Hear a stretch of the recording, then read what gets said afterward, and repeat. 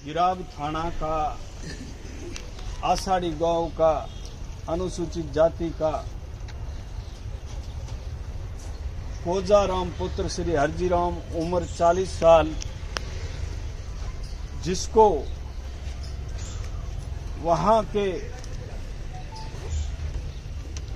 जो सामंती लोगों द्वारा लगातार परेशान किया जा रहा था और जिसके खिलाफ उसने कानूनी लड़ाई लड़ी।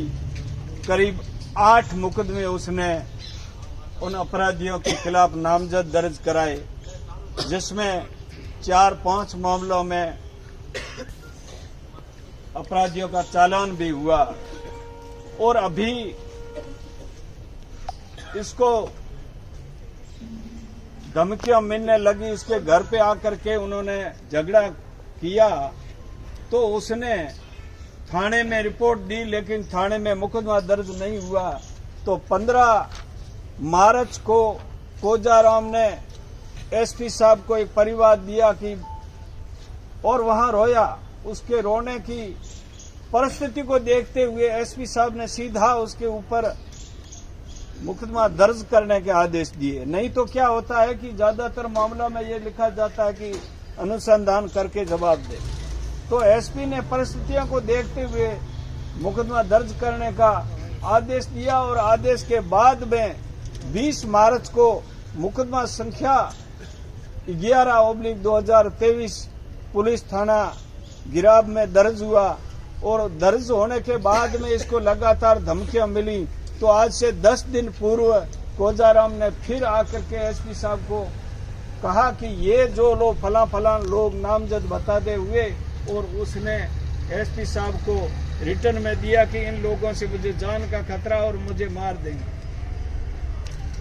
उस कागज पे पाबंद किया या नहीं किया इस बारे में जानकारी अभी मेरे पास उपलब्ध नहीं है, लेकिन वो जो 15 मार्च को किया उसकी जानकारी है। और मेरे से भी कई बार उसने कहा, वकील साहब से भी, गणेश जी भी कई बार चर्चा की कि अब मुझे जिंदा नहीं छोड़ेंगे। घटना ये है कि मेघवालों का मोहल्ला अलग है और राजपूतों का मोहल्ला अलग है और उसके बीच में से एक सरकारी रोड मुल्डा सड़क निकलती है। सड़क के उस उत्तर पश्चिम में राजपूत है और ये दक्षिण पूर्व में मेघवालों का मोहल्ला है। तो इस कोजाराम के घर के आगे थोड़ी बहुत कुछ जगह थी, उसमें उन्होंने लगातार कचरा डालना शुरू किया, औरतों को गालियां निकालना। सामने खंबा था उस रोड के साइड, कोजाराम की लाइट वहां से ली हुई थी वैध रूप से कनेक्शन घरेलू, तो उसको बार बार ऊपर चढ़ करके काटना। ये विषय मेरे सामने आया था और उस समय उसने जो फोटो सारे मुझे दिखाए थे। और आज जो उसने आज से 10 दिन पहले उसका रिश्तेदार भंवर जो है उसको दिया था कि ये मुझे मार देंगे, लेकिन ये कमरे की चाबी है और ये जो थैले के अंदर मेरे कागज और सारे हैं ये तुम्हारे पास रखना और जरूरत पड़े तो काम लेना। और हुआ ही वैसा उसका सच जैसा उसने जाहिर किया था। आज सुबह जब कोजाराम इतनी प्रशासन को वार्निंग देने के बाद में कोई उनकी किसी प्रकार की पाबंद नहीं होने की वजह से मुलजिमानों ने आज एक पूरा प्लान बना करके, जब कोजाराम अपनी बकरियों को जंगल में छोड़ने के लिए जा रहा था और गांव के दक्षिण में एक होद बना हुआ है, यानी गांव की आबादी से करीब 700-500 मीटर दूरी पर गया और उसके साथ में उनकी 2 बेटियां थी। उन बेटियों के साथ वो बकरियों को लेके जा रहा था और ये जो सारे लोगों ने आकर के घेर लिया, 1 दर्जन से ज्यादा लोगों ने, और उसके ऊपर सरियों से, धारदार हथियारों से, लाठियों से इतनी निर्मम पिटाई की है कि आप उस डेड बॉडी को देख नहीं सकते। हाथ और पैर, पूरा शरीर, उस न जाने गुप्तांगों पर और शरीर के हर जगह पर उसको जैसे छीनने के जैसे, और पूरा पैरों के अंदर तो कैसे ही नुकीले जो धारदार चीजें घुसाई है, उसके पैर मुड़े हुए हैं, हाथ यूं टूटे हुए हैं।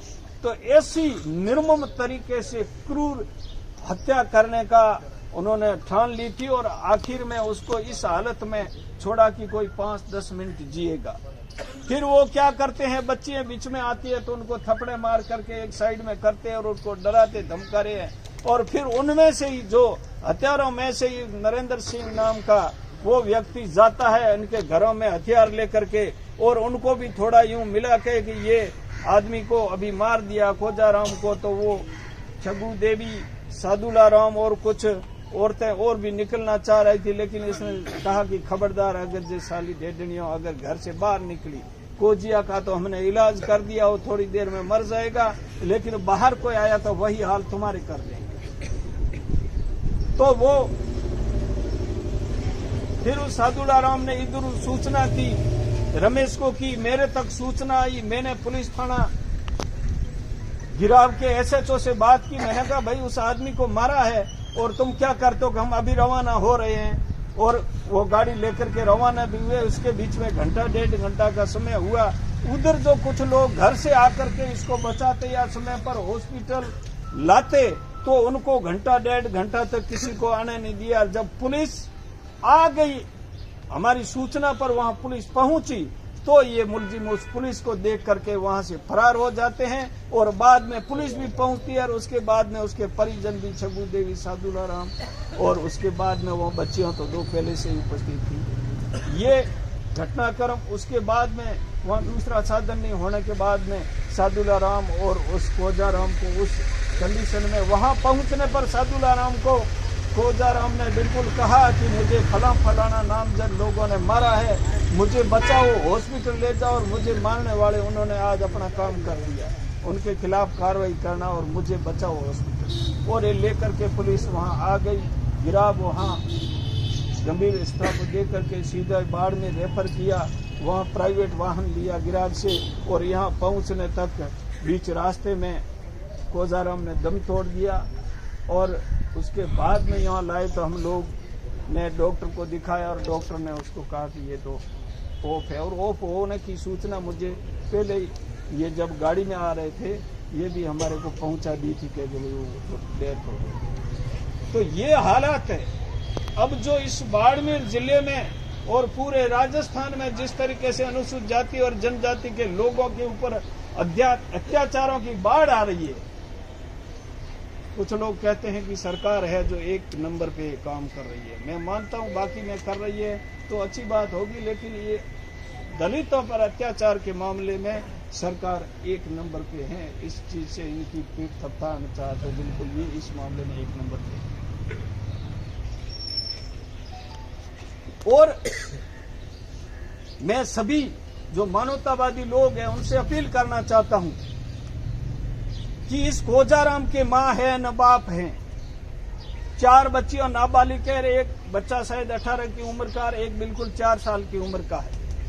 ऐसी स्थिति में उसके परिवार को संबल देने के लिए जिस प्रकार से जो विभिन्न संगठन आए थे पचपदरा में सहयोग के लिए, उन्हीं लोगों से मैं अभी भी अपील करता हूं कि मेहरबानी करके इस गरीब के नाबालिग 6 बच्चों के न्याय दिलाने के लिए भी आगे आए। और ये बीपीएल भी था, न जाने क्या कहें। ऐसी निर्मम हत्या करने वाले लोगों को गिरफ्तार किया जाना चाहिए। और बाकी जो हमारे एससी एसटी और तमाम दूसरे भी मानवतावादी लोग आए हैं, हमारे जैसलमेर से हमारी पूर्व प्रमुख बहन अंजना जी भी आई है, छात्र नेता शाहनाज भी आई यहाँ, और अजय सिंह सहित और भी मानवतावादी लोग होंगे। उन सभी से मेरी अपील है कि कृपया इस परिवार को न्याय दिलाने और जिन लोगों ने ये कृत्य किया है, अपराध किया है, उन लोगों को जल्दी से जल्दी कैसे सजा हो, इस बारे में हम सब लोगों को एक होकर के कल की तारीख में सभी लोगों से मैं अपील करना चाहूंगा कि आप मेहरबानी करके जो आदमी जिंदा है, जो चल सकता है, वो कल यहाँ आना चाहिए। एक बात और मैं कहना चाहता हूँ कि कोई भी किसी जाति समुदाय नहीं, अपराधी की कोई जात नहीं होती है। जो अपराधी हैं वो इसका अंजाम भुगतेंगे, लेकिन हमें किसी जाति पर, किसी धर्म पर, किसी पर टिप्पणी नहीं करनी है। इस बात का संयम सभी बना के रखें। हम लोगों का एक ही उद्देश्य होना चाहिए कि जिस जिन लोगों ने इस कोजाराम की जान ली है उन लोगों को उसके किए की सजा मिलनी चाहिए। और हम सभी लोग मिल करके अब हमारा जो ज्ञापन तैयार करेंगे उस ज्ञापन में क्या हमारी मांग होनी चाहिए, ये सारे लोगों की मैं राय लेकर के उसके बाद में कुछ बता पाऊंगा। मीडिया के बंधुओं से भी आप लोगों ने जब बाड़मेर में जब जुल्म हुआ है तो आप लोगों ने बिल्कुल निष्पक्ष होकर के गरीब और पीड़ित को न्याय दिलाया है। अभी भी आपसे मेरी ये उम्मीद रहेगी कि आप इस बात को, जायज बात को, जहां जिस प्लेटफॉर्म पे इलेक्ट्रॉनिक प्रिंट जहां है उस पे उठाइए और इस गरीब के बच्चों को न्याय दिलाने में सहयोग करें। और हमारे जो सारे लोग हैं इस परिवार को न्याय दिलाने के लिए आए हैं, उन सभी लोगों से मेरा निवेदन है कि अभी रात को मैं खुद भी यहाँ सोऊंगा और आप में से जो लोग यहाँ रुकना चाहें इन दुखी परिवार के लोगों के साथ रुकें। बाकी वाले जो भी घर जाएंगे रात को देर, वो लोग सुबह और रात भर सारे लोग जो इसको न्याय दिलाने के ज़्यादा से ज़्यादा संख्या में। और एक चीज़ और है कि हमारा आंदोलन हमेशा अहिंसक रहता है। हम कोई नारेबाजी नहीं करते हैं, हम कोई रोड रोकने का काम नहीं करते हैं। हम बिल्कुल अहिंसक रूप से अपना जो है काम है वो करेंगे और इस परिवार को न्याय दिलाएंगे। पुनः आप सभी यहाँ आए।